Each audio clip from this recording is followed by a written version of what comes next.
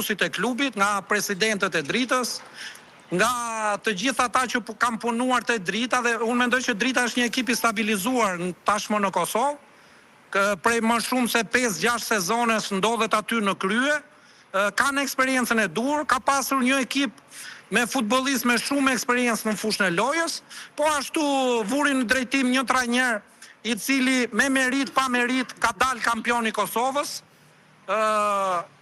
si me Ferronikelin, me Prishtinën. Si është kjo me merit dhe pa merit? Është 4 herë kampion, ka barazuar edhe Afrim Tëvërlani në titoj 4 herë kampion me Ferronikelin, Trepçën 89, Prishtinën dhe tashme edhe me skuadrën e Dritës.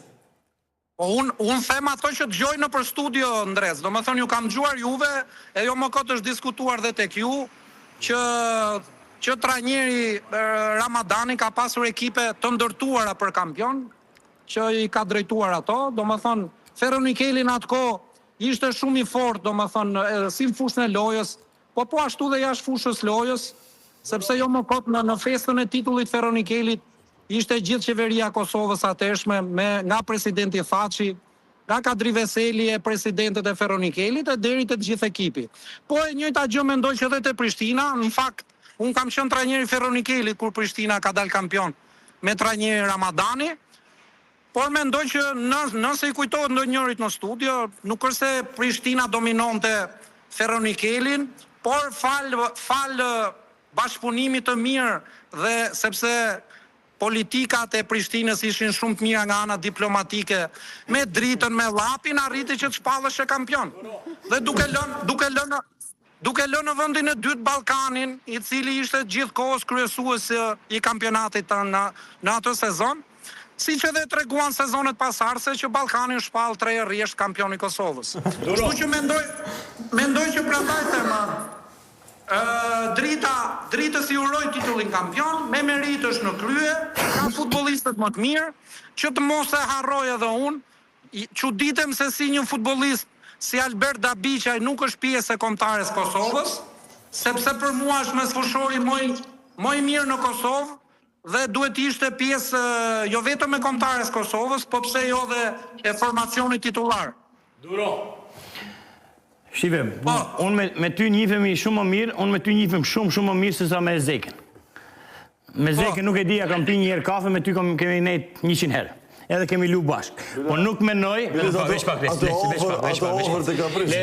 Vetëm mendoj që nuk është e drejt, pa marrë parasysh që me Zeken, po të them unë, kam nejt një herë aty, nuk e di a kam nejt, nuk e majnë mend, biles, me ty kemi nejt, nuk është e drejt që te...